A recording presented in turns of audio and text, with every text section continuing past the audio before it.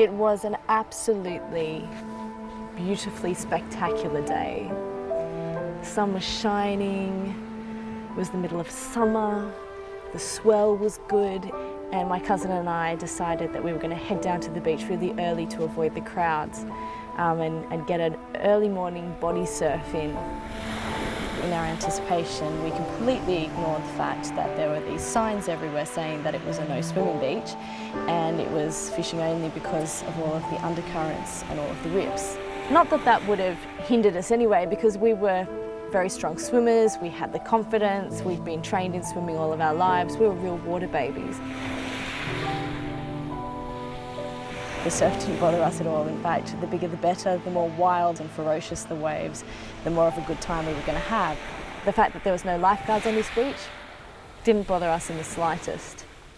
And so we headed out, and we were having an absolutely fabulous time. We must have been out there for about an hour before we really realised that the ferociousness of the waves was getting more severe, and we'd been treading water for a long time, and I was kind of feeling like we weren't really body surfing anymore, because we were being sort of tossed about and having to dive under waves so often that it really wasn't very fun anymore. These huge waves were coming, but we weren't able to catch them. We were just getting dumped and then pushed under and then dumped again. I signalled to my cousin Elise and said, "Oh, hey, let's head back into the shore." And she agreed with me, and so we saw the next big wave coming.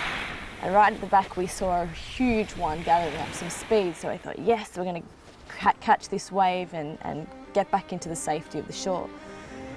Well, we did catch that wave, but it didn't take us into the shore. It just pounded us into the break point where all of the waves were crashing, and it just kept spinning us over and over and over until we both came up winded and gasping for air.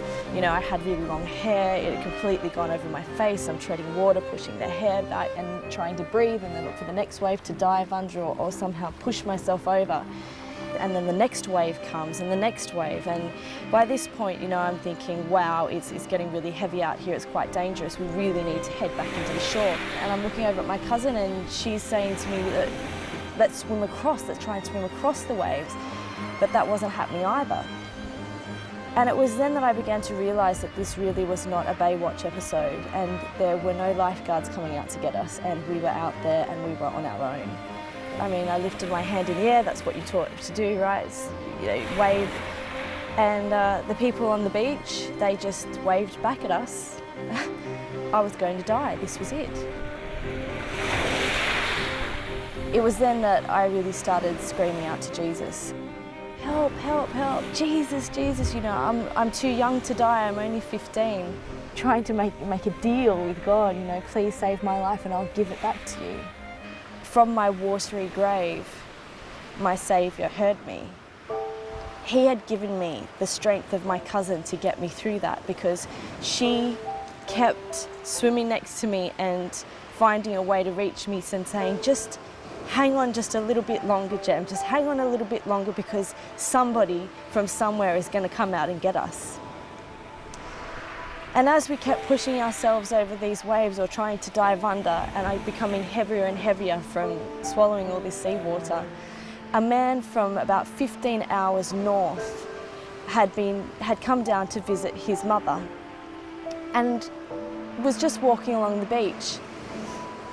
And ironically, he was a lifeguard, and he came out and he firstly got my cousin, and I was left out there for 15 minutes on my own with a string of hope that he would, as he said, come out and get me, and he did. And he brought me back into the safety of the shore.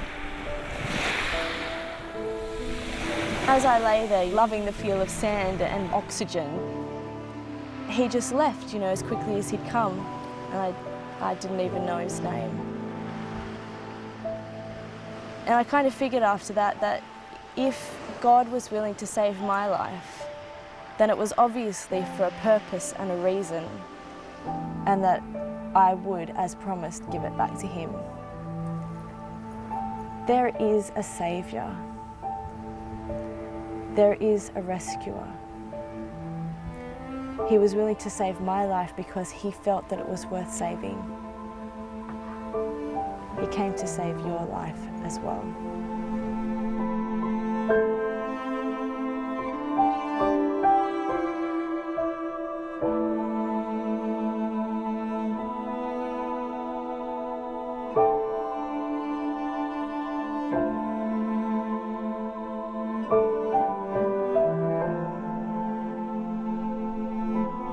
you.